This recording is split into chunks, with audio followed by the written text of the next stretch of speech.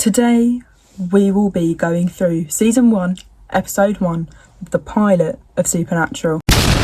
Now, it is no big surprise that Supernatural is my favourite TV show, quite possibly my favourite thing on the planet.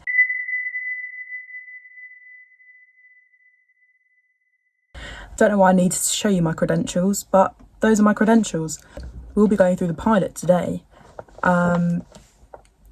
I've got it written down actually. Written by Eric Kripke and directed by David Nutter. This episode is a 10 out of 10. Maybe a 9 out of 10 actually, in hindsight, after rewatching it just now. It's on my TV right there, for maybe the 100th time. I'm going to say 9 out of 10. We wake up in Lawrence, Kansas, 1983. Gonna say November 2nd. We are introduced to... Take it back to your brother. The divas, the family. We've got Sam, the baby, Mary, the mum, Dean, the older brother, and John, the dad. Trigger warning. John Winchester. They are engaging in normal family behaviour. Mary is putting Sam to bed, he's snoozing, and they're just being all lovey-dovey. Mary goes to bed, everyone is snoozing, it's bedtime. And I have something to say about this real quick. There is a lamp on the wall of the bedroom, and I recognise this because it used to be in my brother's bedroom. It's in IKEA, the moon lamp. And I did some heavy Googling about this, and this lamp was made in 1995, and to me, that's not giving 1983. So I don't know how this lamp got to be in that room, but it's somehow there. Mary wakes up to check on Sam because he's huffing and crying and being a little shit. She goes in and sees supposedly John Winchester. He does this weird shh. Oh, and it made me feel quite ill, to be quite frank. So she goes downstairs for some reason to go and have a glass of water, and she sees John snoozing on the chair, watching the TV. She's like, oh my god, what is that? She's like, oh no. She goes upstairs and then she screams, and then we cut to John. Mary! That's my best impression. Mary! And he goes upstairs and everything it's giving normal. It's giving shit's okay. Cue Bloody Mary from iconic Lady Gaga album Born This Way circa 2011. Because Mary is bloody and she's on the ceiling. Excuse me, Alicia Keys has just entered the chat. We get the iconic line of, take your brother outside as fast as you can. Don't look back. Now, Dean, go. Take your brother outside as fast as you can. Don't look back. Now, Dean, go. And we get that at the start of every single episode for the next 15 years. Absolutely fantastic. We've gotten through the basic plot line of the rest of the show. We are now in Stanford University in California, in present day, but present day at that point is 2005, November 2005. It's a Halloween party. We get some sexy blonde lady in a kind of nurse outfit. Get this, because she's a nurse. And then we get Sam Winchester, the boy wonder, the picture of chaotic academia. He's giving Carhartt, he's giving Slay, he's giving Diva, he's giving I Need Him. They go to some bar, some Halloween party. They're raving about how Sam's got this big fat grade. And then we come to the conclusion, via the information that has been given to us by the line delivery, that Sam's family is not giving very much. Sam's family is giving quite, in fact, Sam and Jess chat for a little bit. Sam says, what would I do without you? Jess says, crash and burn. And that's a cheeky little bit of foreshadowing for you there. The press have reported that Sam doesn't have a good family. So the next scene, we cut to the apartment, and I'm yet again a little bit confused. As someone who is in university and who lives at the university in the accommodation, I'm a little bit confused as to how they live in this apartment with a kitchen and a bathroom, and it's their own shebang, little abode. Sam, allegedly, the press have reported, does not have a job. Does that then mean that Jess is the breadwinner? Is it giving feminism? I'm a little bit confused. I want to live where they live. Sam is snoozing in the bed. He's curled up in a little ball, and then he wakes up with a start because Huzzah! Dean Winchester has arrived.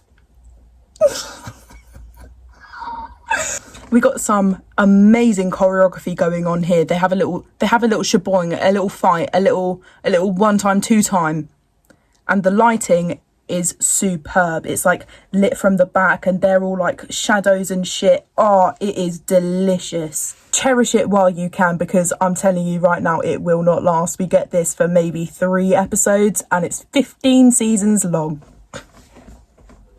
Oh no. We get a lot of world building about how the situation works. They're all like melting silver into bullets. They're all like, Dad is an alcoholic. We get the incredible line of Dad's on a hunting trip and he hasn't been home in a few days. Dad's on a hunting trip and he hasn't been home in a few days. And then Sam is absolutely gobsmacked. We get a zoom into his face and he's like... Dean, also in this scene, is being a little bit too horny for me. He's kind of being a little bit of a Horn monster. towards Jess. Leave my girl Jess alone. Let her live. Let her be, please. So Dean is asking Sam to come with him to go find their dad, and Sam not really having any of it. He doesn't really give a fuck. He's trying to live his life in Stanford University. He's trying to be a lawyer. He's trying to live apple pie life. Direct line, normal apple pie life from the show. So what are you gonna do? You just gonna live some normal apple pie life? And I don't quite understand what apple pie life means. I don't know why a baked good has any correlation to a life being led. Not very understanding that one, but we live and we move. Yet again, the lighting is eating absolutely so much. They are devouring the directing. David Nutter, you are my saving grace right now. So here we have the plot starting to happen. They're leaning down in the car. Hey, the Impala, the Impala, the Impala. Very important. But they're leaning in the boot of the car and they're talking about this voice memo that John has given Dean, and it's not very interesting to me. It was interesting on the first watch, let me tell you that, but 100 watches later, it's not very interesting to me. So there's this situation about this woman that can never go home, and you can see by my face how Uninterested. I am in this white woman. White woman! We cut to the next scene and we've got this guy in this car and he's chatting up to his girlfriend. He's like, hey, I'm coming home, just give me a minute.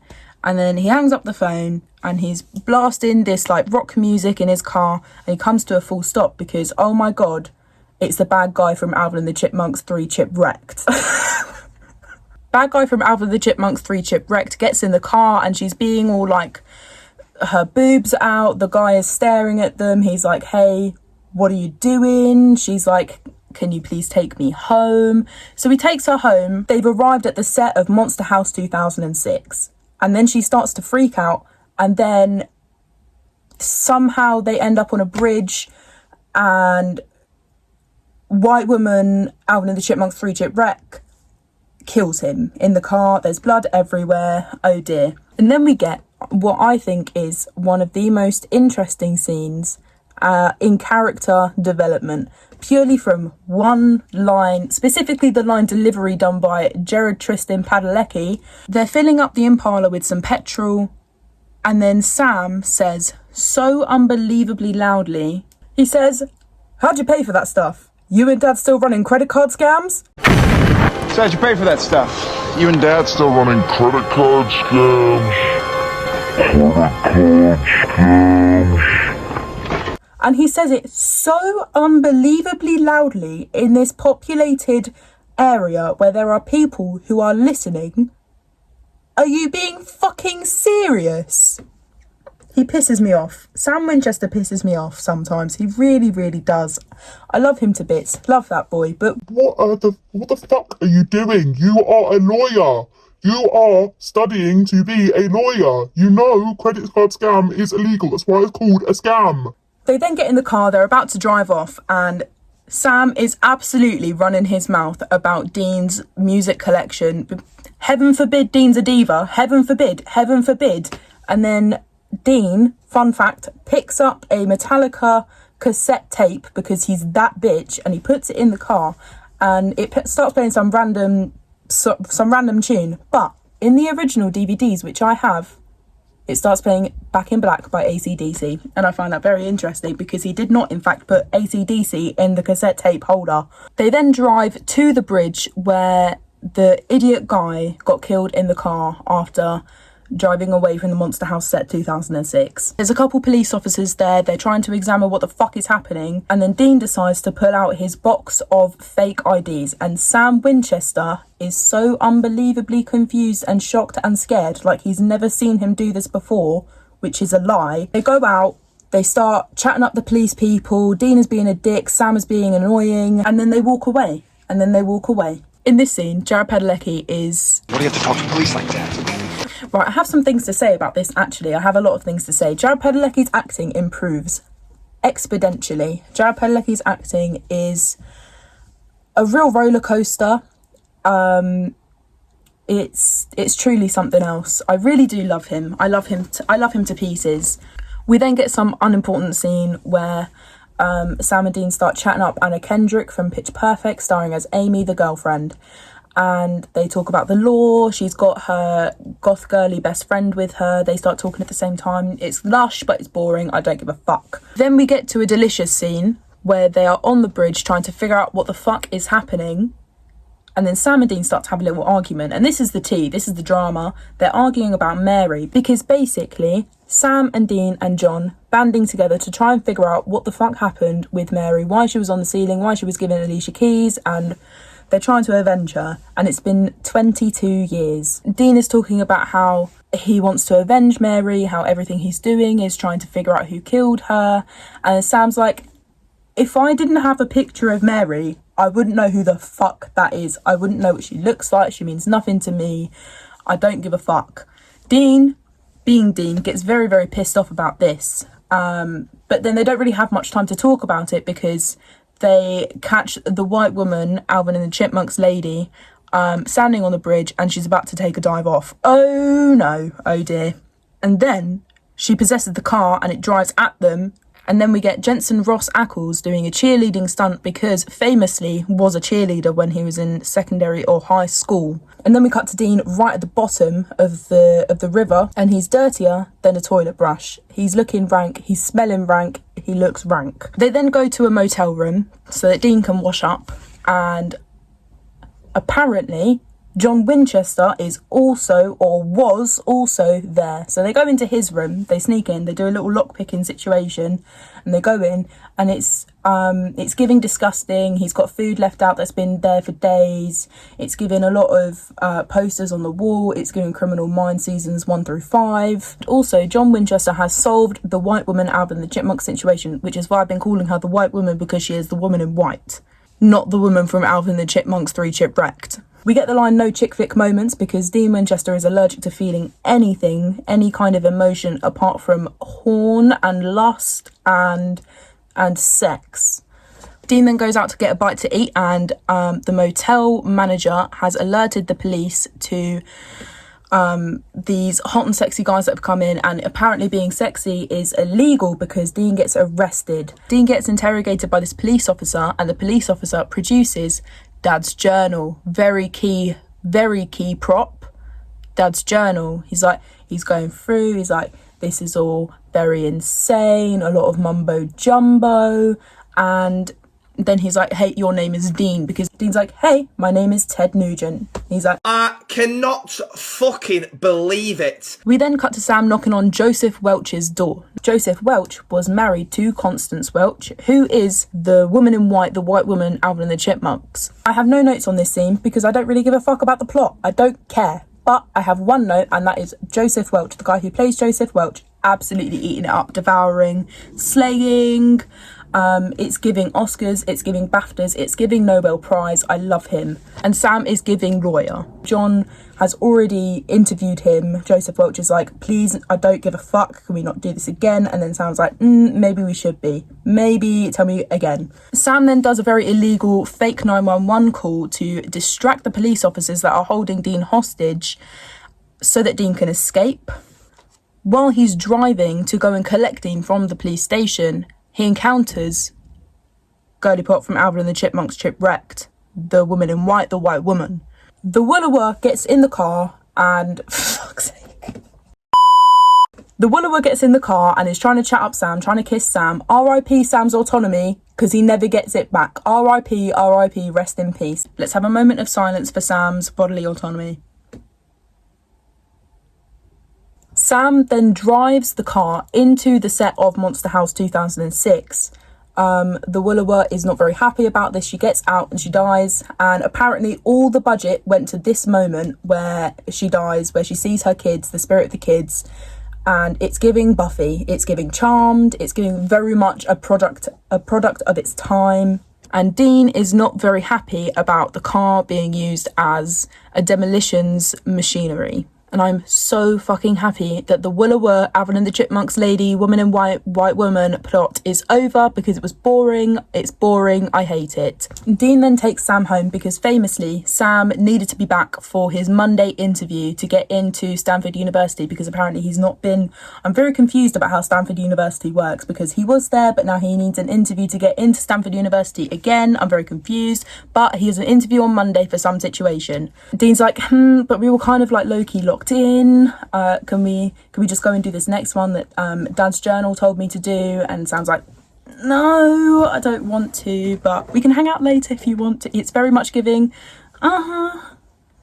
So Sam goes in, he's fucking shattered, he lies down on the bed. Jess is in the shower, but she is not. She is in fact on the ceiling. Jess, get down. Pink, get down. Then she's on fire. Sam comes and saves Sam. Sam is not very happy about this. Sam is pissed. Sam then says, we've got work to do. We got work to do. And then the boot closes and that's the end of the episode. Now, this episode is a 9 out of 10, purely because everything apart from the Alvin and the Chipmunks white woman plot is amazing. But our white woman's Instagram lady is not serving as much as I hoped. Maybe it's giving because I've watched it so many times.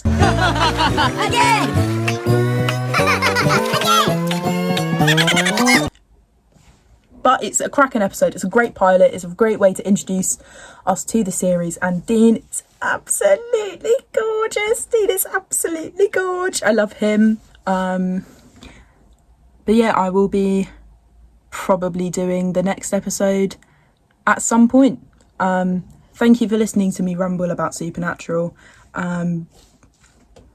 Thank you. I'm very sorry.